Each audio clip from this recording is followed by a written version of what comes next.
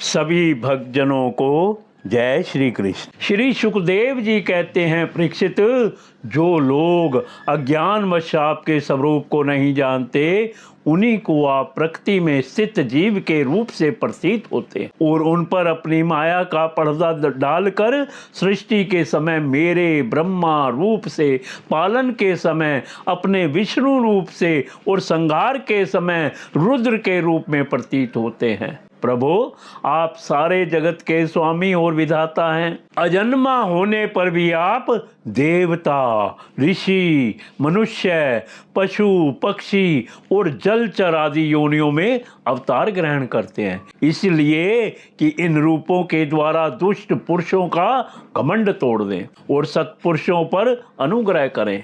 भगवान, आप अनंत परमात्मा और योगेश्वर हैं। जिस समय आप अपनी योग माया का विस्तार करके लीला करने लगते हैं, उस समय त्रिलोकी में ऐसा कौन है जो यह जान सके कि आपकी लीला कहाँ, किस लिए, कब और कितनी होती है। इसलिए यह संपूर्ण जगत स्वप्न के समान असत्य, अज्ञान रूप और दुख पर दुख देने वाला है। आप परमानंद, परम ज्ञान स्वरूप एवं अनंत हैं। यह माया से उत्पन्न एवं विलीन होने पर भी आप में आपकी सत्ता से सत्य के समान प्रतीत होता है। प्रभु, आप ही एकमात्र सत्य हैं, क्योंकि आप सबके आत्मा जो हैं। आप पुराण पुरुष होने के कारण समस्त जन्मादि विकारों से रहित हैं।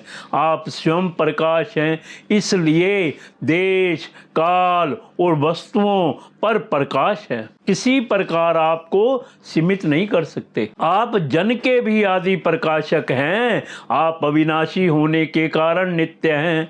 आपका आनंद अखंडित है। आप में ना तो किसी प्रकार का मल है और ना अभाव। आप पूर्ण एक हैं। समस्त उपाधियों से मुक्त होने के कारण आप अमृत स्वरूप हैं।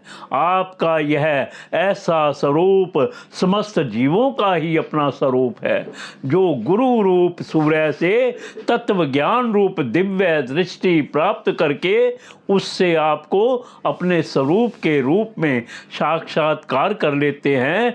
वे इस झूठे संसार सागर को मानो पार कर जाते हैं। संसार सागर के झूठा होने के कारण इससे पार जाना भी अविचार दशा की दृष्टि से ही है। जो पुरुष परमात्मा को आत्मा के रूप में नहीं जानते, उन्हें उस अज्ञान के कारण ही इस नाम रूपात्मक निखिल प्रचंड की उत्पत्ति का भ्रम हो जाता है, किंतु ज्ञान होते ही इसका आत्यंतिक प्रलय हो जाता है।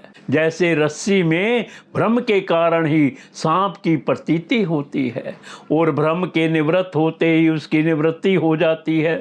संसार संबंधी बंधन और उससे मोक्ष, ये दोनों ही नाम अज्ञान से कल्पित हैं। वास्तव में ये अज्ञान के ही दो नाम हैं। ये सत्य और ज्ञान स्वरूप परमात्मा से भिन्न अस्तित्व नहीं रखते। जैसे सूर्य में दिन और रात का भेद नहीं है, वैसे ही विचार करने पर अखंड चित स्वरूप केवल शुद्ध आत्म तत्व में ना बंधन है और ना तो मोक्ष। भगवान, कितने आश्चर्य की बात है कि आप हैं अपने आत्मा, पर लोग आपको पराया मानते हैं और शरीर आदि है पराये, किंतु उनको आत्मा मान बैठते हैं और इसके बाद आपको कहीं अलग ढूंढने लगते हैं। भला अज्ञानी जीवों का यह कितना बड़ा अज्ञान है। हे अनंत, आप तो सबके अंतःकरण में ही विराजमान हैं।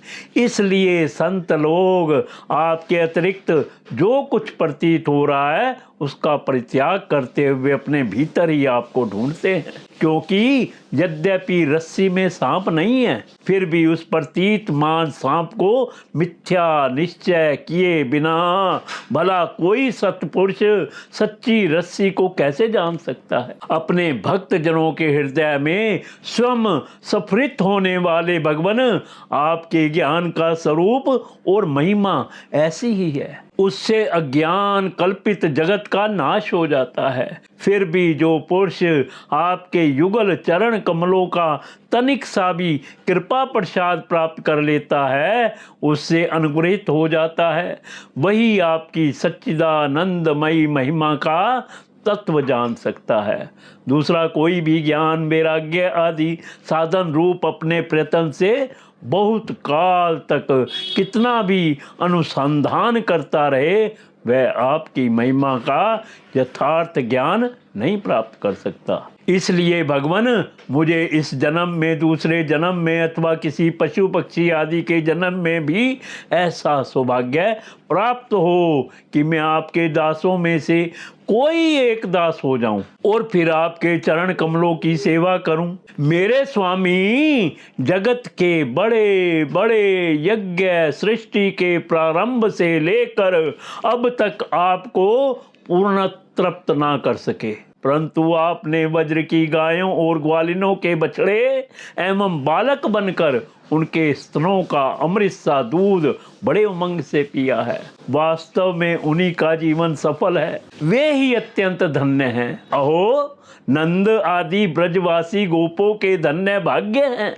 वास्तव में उनका हो भाग्य है, क्योंकि परमानंद स्वरूप सनातन परिपूर्ण ब्रह्म आप उनके अपने सगे संबंधी और स्वद हैं। हे अच्युत, इन ब्रजवासियों के सौभाग्य की महिमा तो अलग रही।